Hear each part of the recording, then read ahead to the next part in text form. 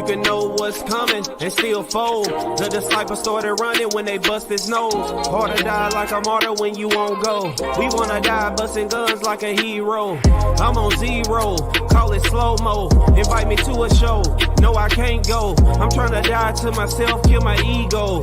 So I rise in this DLC and let me go. I struggle in the flesh, for the Holy Spirit. I struggle with myself, where can I go and kill it? I need a tiny home, I need to go build it. No, I need a 40-day mountaintop experience. I'm tired of being microwave, where the oven. Tired of being filled with hate, where the loving. I need a first date, I need fresh loving. I need an escape, this where the hottest oven. I'm trying to tap in, so I can dap him. I'm chilling at the end, I'm tiptoeing in. Don't wanna be embarrassed, acting like a savage. Coming in a king's court, acting like an addict. Man, I'd rather be average. Kill me and take Barabbas. The crowd said it, jumping, acting like rabbits. I'm killing Easter bunnies for my health status. You can have your holidays, Merry Christmas. We have one rest day, we not Christians. You can have religion, they full of wordplay. I want the real thing, so I can't fake. I can't fake. Well, I can fake, but I won't fake. Prepare for Judgment Day.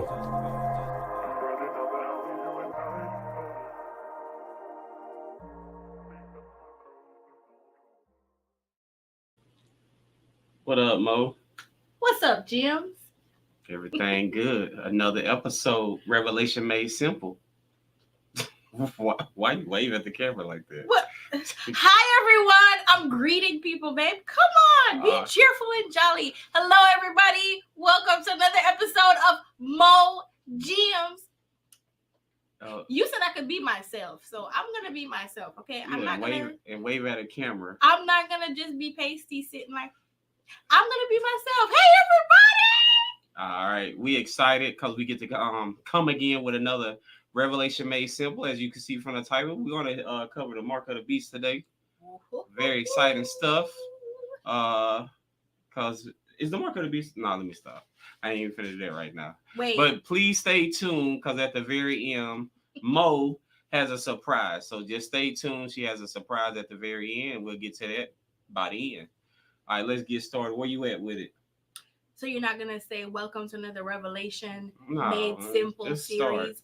Oh, people well, you conned me into this series, and now you don't even want to say the name of the series. Hello, everybody. I did say Revelation Made Simple earlier. You did? Oh, so yeah. I'm not listening. Mm-hmm.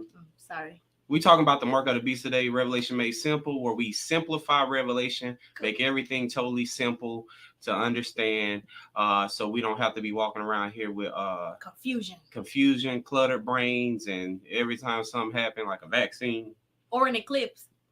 That's the mark of the beast. All right, so let's get into it. All right, everyone, let us turn to surprise, Revelation 13. Revelation chapter 13. We also touched on this very thing our last episode of MoJIMS. So let's get straight to it. What is the mark of the beast? What is the mark of the beast? Before we get into the speculation and the different definitions that are out there today, we're going to start off with the source, the ultimate source, the Bible. That's what I don't get. What? A lot of times people don't just use the source.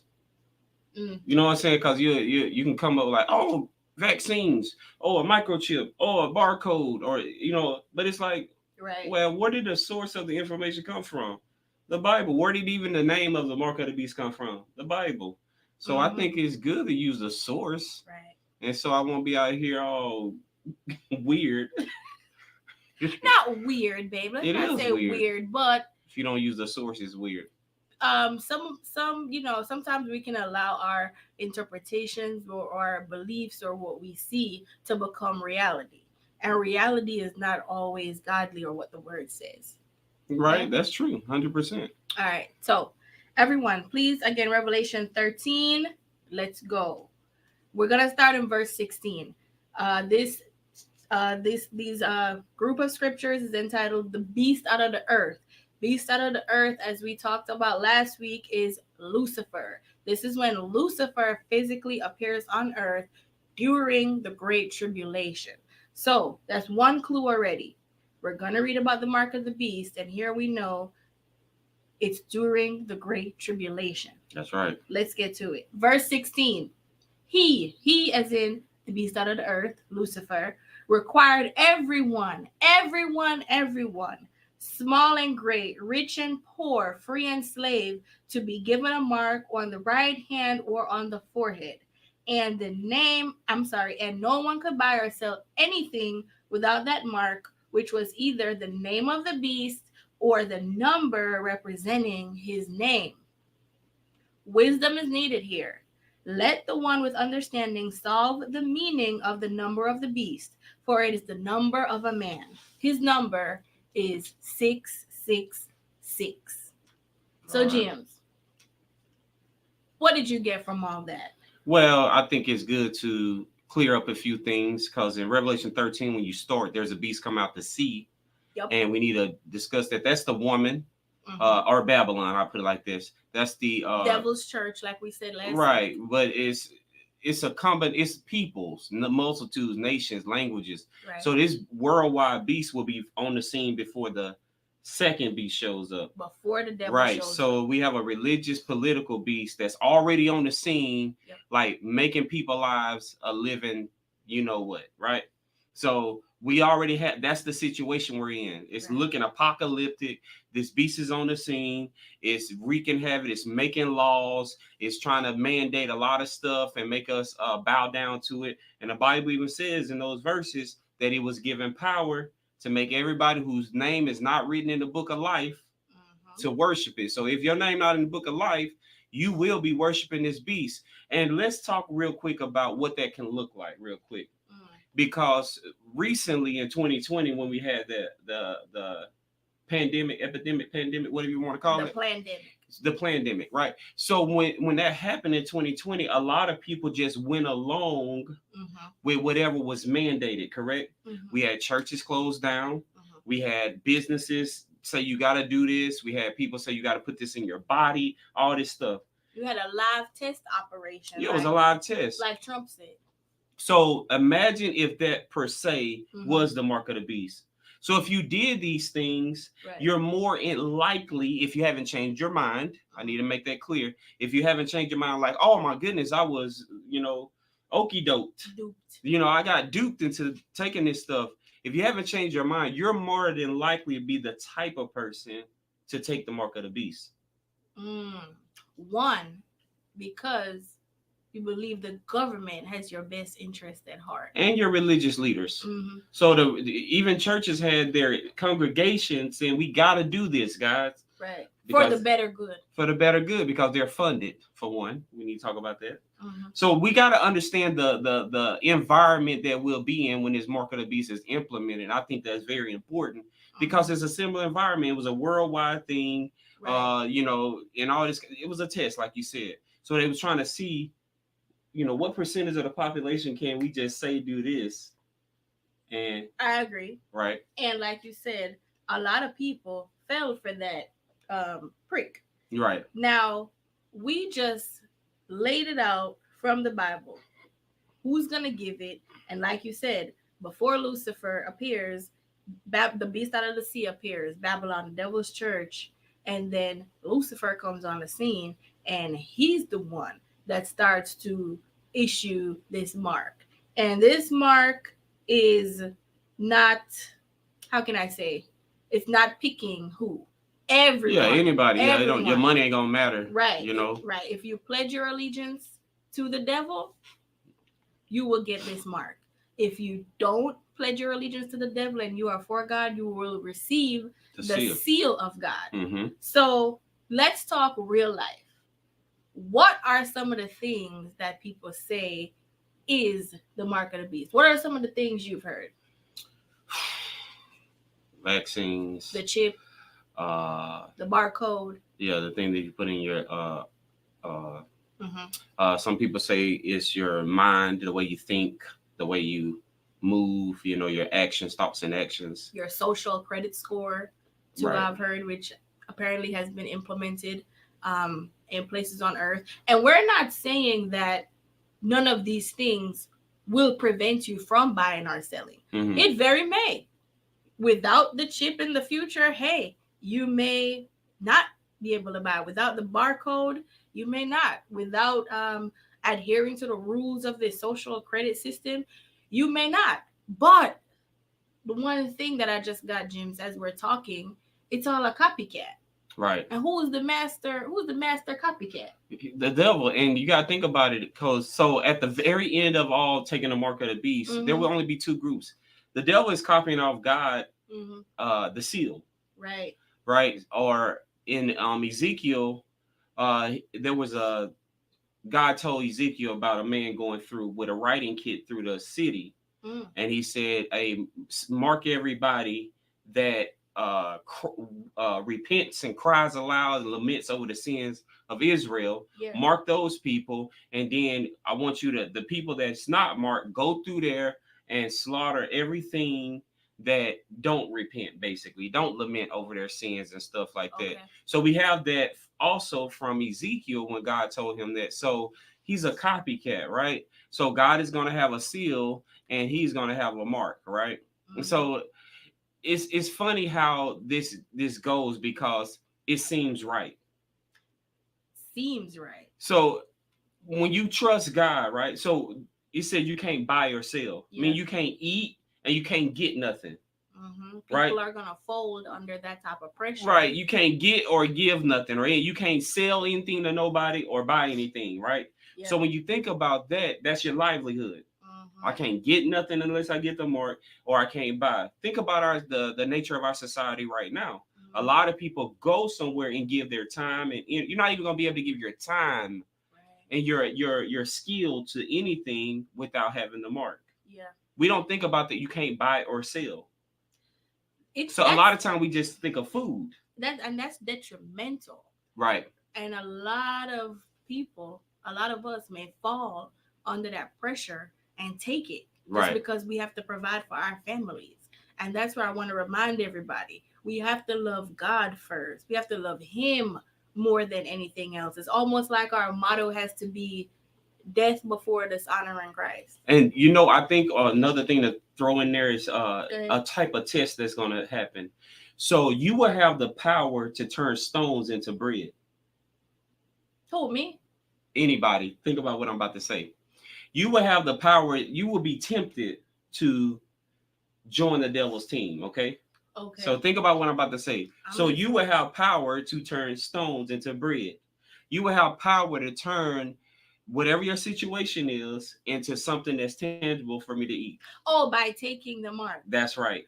Okay. So watch how this works though. So just say if rocks were the thing, right? Stones or something, precious stones or rocks, right? Turn this precious stone into food. So it's like, I gotta buy or sell. I need to go sell this stone and then I get food. Wow. You see that? Yeah. So God don't want us taking anything from the devil. Watch this. Remember when Jesus turned the loaves of bread and the fish into a multitude for them to eat, right? Yeah. And then he told them, y'all only believe because I turned the loaves and the fish into food, right? For y'all to eat or whatever. Because they saw it. That's right. So we're going to have the same opportunity to turn things that may be valuable into something we could sell, buy, eat, and stay in the trade center of things. And survive. That time. But what God wants us to do, one thing, but what God wants us to do is to trust him. Because God fed his people. God has always fed his people. So he gave manna and quail from heaven. He turned the loaves of fish into a lot of food. He's always fed his people. He gave Elijah, had the ravens come and feed him. He went to the widow. The widow never ran out of food. Right. So there's a trust factor and a faith factor that God is looking for. And if we're not those type of people, we're going to try to find a way to finesse it and say to buy and sell on the low. You can't buy or sell without the mark. In those times. You ain't even going to be able to sell yourself. So women can't twerk and think that they just going to get food.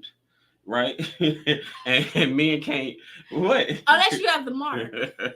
And men can't just build a house and think that that's going to provide food. You get what I'm saying? Yeah, and what I was trying to drive home to everybody is you are talking a lot about food and provisions, and that's because everybody during those times, the earth is on its last leg. Yeah. You know, as we When you read, show up. right, as we read throughout Revelation, once the golden censer is cast down, and we could read about that in chapter 8, where is that? Chapter 8, 2 through 5. 2 through. See, look at you. You're gonna memorize the whole Bible. But okay, Revelation, Revelation chapter 8, real quick. If we look at verse 5, it says, "Then the angel filled the incense burner with the fire from the altar and threw it down upon the earth. And thunder crashed, lightning flashed, and there was a terrible earthquake."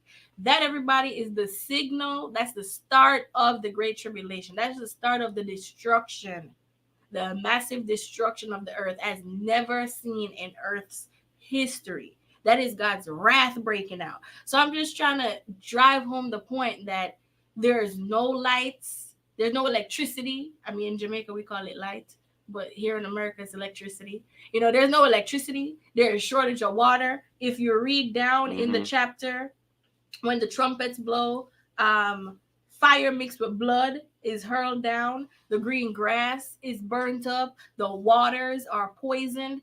It's mass destruction and chaos. Right. So when the devil comes in, Perfect situation. and he's right, we're desolate. We're desperate. We're the world. Right, the world. You know, there's probably looting and killing just to eat and breathe. So when he comes in with this mark, so, oh yeah, you want some shampoo? Take this mark. You want to bathe? You want some hot water? You want some AC? Ooh, you want a foot rub? You want a massage? About the luxuries of right. that we're so used to. Right. That's why I believe a lot of times when we look at first world countries compared to third world countries, more than likely third world type countries will be able to survive more so than us, like first world us. US, right? Yeah. First world countries, because they're more accustomed to the lack and not having and not complaining because they don't have. They're so used to it. But when we don't have something, oh boy, World War III breaks out in our hearts and minds when we don't have stuff. We get totally depressed and we stop moving a lot of times when we don't have things. Yeah. And most people, when they don't have anything, they start looking for what? A job. Right, to provide. Yeah. So you can't buy or sell. You can't change your situation. You can't change your situation. You can't. You can if you take the mark, though. Right. Yeah. So it depends on the type of person you even are right now. Do you get depressed and all stressed out when you don't have nothing? Can I say one thing? Right. There's a mentality too of a lot of people where I just go to work, I mind my business. I'm not for God. I'm not against God. I just stay in my lane, hold my head down, do what I need to do, provide for my family. During the Great Tribulation, you cannot have that mindset. Yep. You will be forced to choose. Either you're taking the mark or you're taking the seal. There's actually going to be a period of, 5 months? Yeah, 5 months of torture to make everybody decide. Right, to make everybody decide. That's the fifth trump in Revelation 9. Exactly. Thank you. Thank you for that reference. So everybody will have to make a decision. Should you be alive during the Great Tribulation, you will have to make a decision. Yeah, and I just keep going back to the thought pattern of the individual that's going to take it. It's going to appear like this is like everybody's doing it almost. That's right, like the prick, right? Everybody was doing it, and it almost became a divide in our country of who got it and who don't got it, right?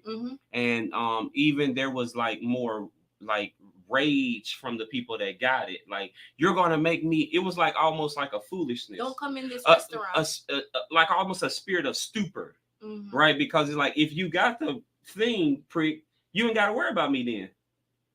Right? You don't got to worry about me, but you're so enraged that I don't have it. Why don't you get it? You need all these kind of things. Yeah. And it's like, but use your brain. If you got it, you should be immune to it now, right? It was that type of mindset that's going to carry over into the getting of the mark of the beast too. And that's why it's going to be so much bloodshed. You know, one thing too, you're right. There is gonna be a lot of bloodshed, but eventually the lies unravel itself. I read a CDC article the other day, and they now said uh, the COVID-19 is no different from the flu. Yeah.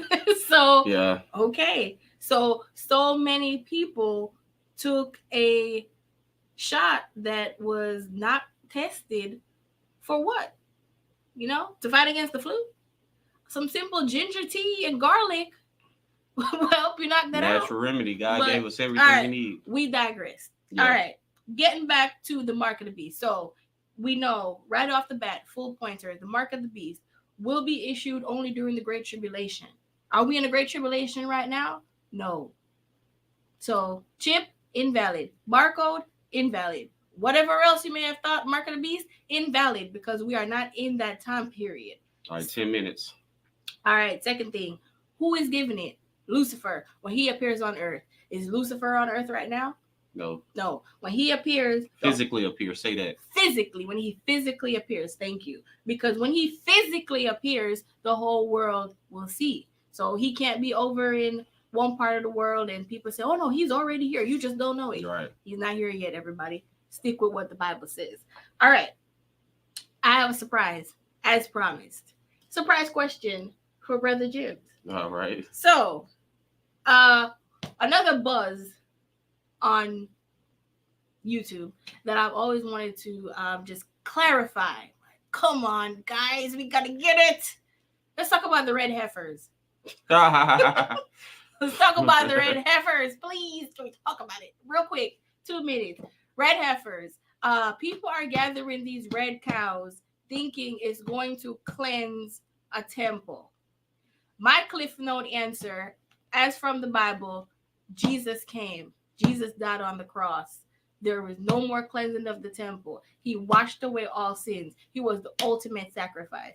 But I know my very smart husband over here got a more elaborate answer. Elaborate answer? Why it gotta be elaborate? Why can't Because be simple? I know you're more detailed and intricate. You know, you're a scholar of the Bible. Mm-mm. All right, whatever, babe. Say what you gotta say. So, What's your answer? So, if you simplify anything, right? So when you look for a red heifer to do something at a temple, A cow. right? At a temple, right? Mm-hmm. You automatically say whatever God say don't matter. Whatever God currently is saying don't really matter, because what he actually said back then is what matters more. So think about what I'm about to say. Yeah, break that down. So if you tell the children, for instance, right, you say, don't worry about what I told you yesterday. Focus on what I'm telling you right now. Okay. You got that? Yeah. What you expect? They're gonna be confused. No, don't worry about what I told you to do yesterday. Focus on what I'm telling you right now. What you expect them to do?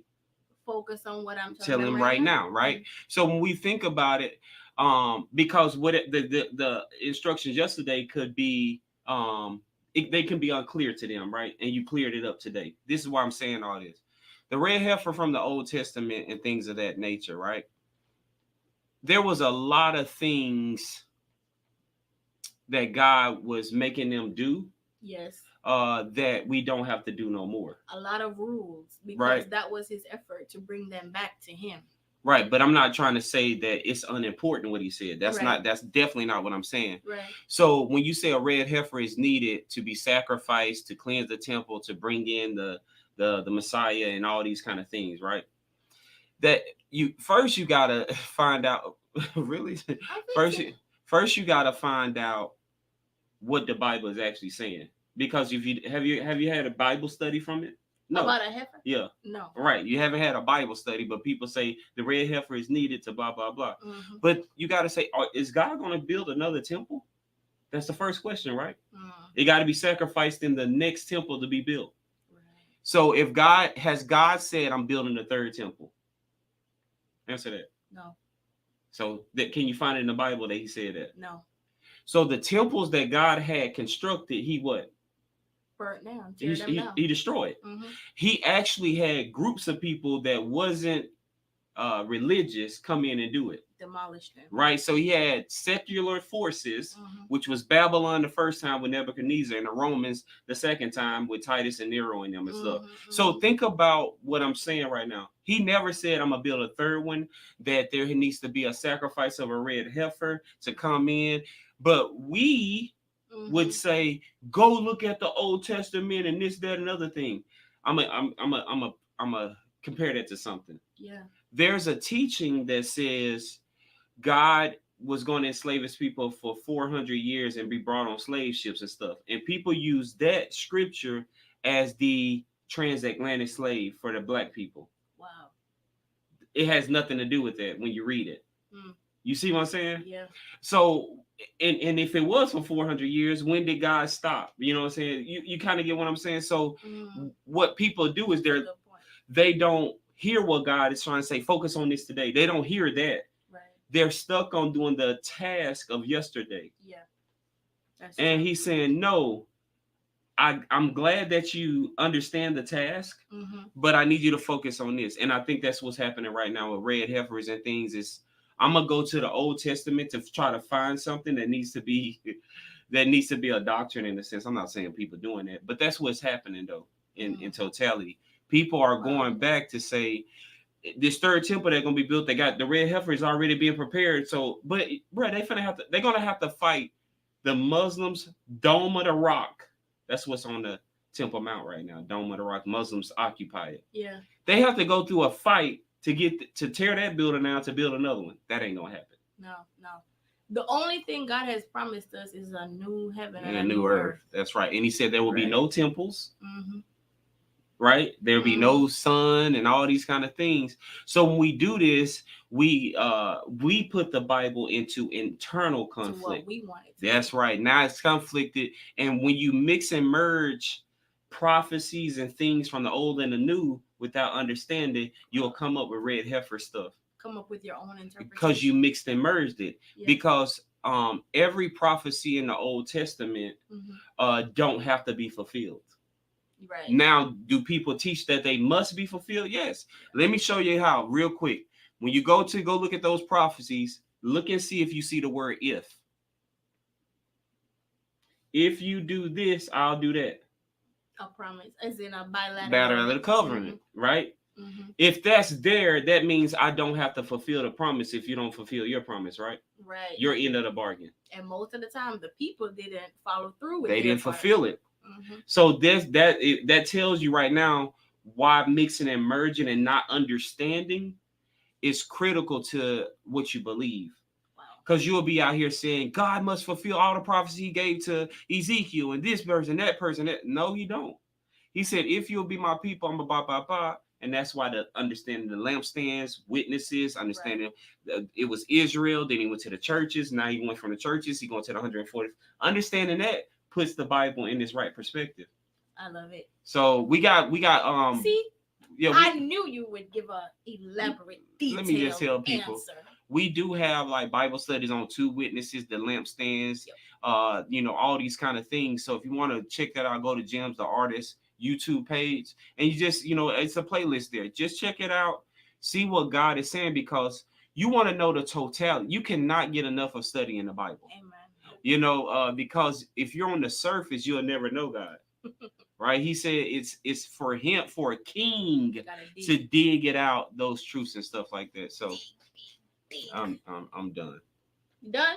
Yeah. You did great. Really? All right.